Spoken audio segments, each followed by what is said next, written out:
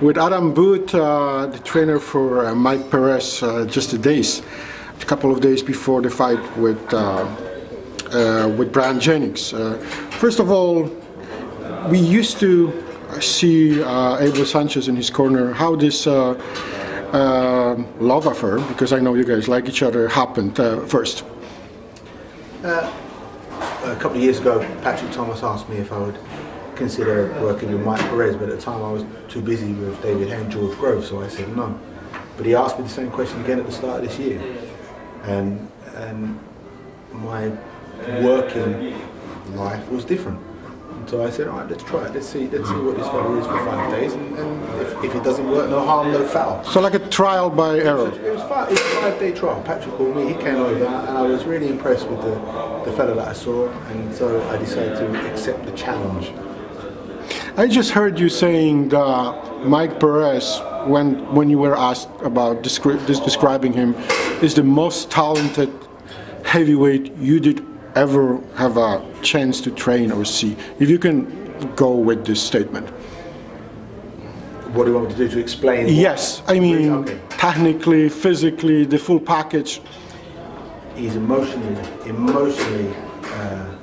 and physically a very capable fighter. His ability to make people miss at various distances is incredible. He has eyes. He has what I call the eyes, where even in the heat of the battle or the eye of the storm, whatever you want to call it, I've noticed that his eyes never move from where they need to be. Not every fighter has that. He has incredible movement for a guy with his physical stature, and because of his physical stature, he's quite a brutal puncher as well. And when you combine his defensive skills with his attacking skills, along with the mindset and the emotional capability as a fighter, his physical appearance, his backstory, everything, you put it all together and you genuinely have someone that, if he does what he can be the next heavyweight champion that people are going to talk about. I will give you the number. I'm not sure if you read this or not. It's surprising to me, but it is what it is. One of the websites asked 14 reporters about who's going to win this fight. 12 of them said Bryant Jennings. No, I'm not surprised. We're not saying 2 or 3 of them. What they are missing? Well, they're not missing anything because they haven't been in the gym with us. You can only judge a fighter on what you see. And when you look at Mike's last fight with Carlos Takam, you don't see a fighter who could beat someone like Bryant Jennings because it was a terrible performance and he lost the fight. He got away with the draw, but he lost the fight. And the reason why he fought so bad are the reasons that we know. People believe it's because of what happened in the fight in November with Abdul Samad. It's not.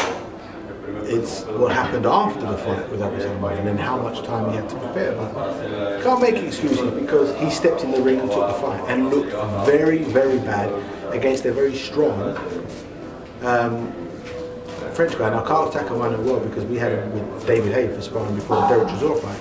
And David Hay hit Takam with everything and Takam absorbed it. So I know what a big, tough guy he is. But when you look at his last performance, which was his worst, and you look at Bryant Jennings' last performance, which was his best, against Artur Szpilka, you have to make the obvious conclusion.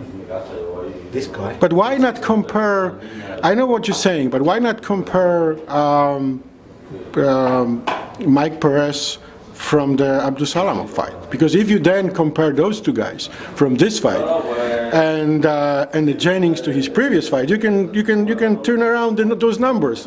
True, but people see what they want to see sometimes, right? Okay. Sometimes when you want to pick a certain fighter, you're going to look for the things that justify your decision. Got it. And that's obviously what's happened here. And I've experienced this many times as a coach.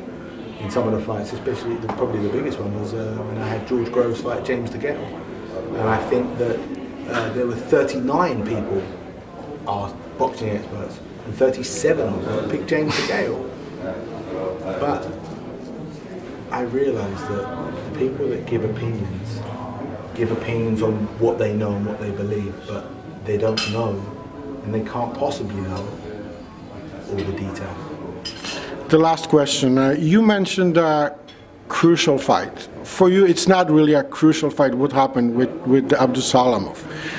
Some people are one of the reasons we're saying they are picking Bryant is that they are saying that possibly Mike Perez is mentally scared after this fight. Not he's afraid, but something snapped in him, and he will not be able to be himself. You just said it in a previous interview with HBO. Said it's not the truth. You saw him in the ring. You have to stop him. Please tell me that this is what's going to happen. I've seen the nastiness in him in the gym and in sparring that you want to see if you've got a fighter, and that nastiness can't show if it's not there. It was behind closed it is doors. Or not true. It was behind closed doors, so he had no need to act. He wasn't acting this. He was doing it. And he's shown me everything I need to see to be as confident as I am. Adam Booth, thank you very much. Brutally honest. Appreciated to hearing from the coaches the actual what they want to say, not for stuff for just general public. Appreciate it, Adam. Thank you very much.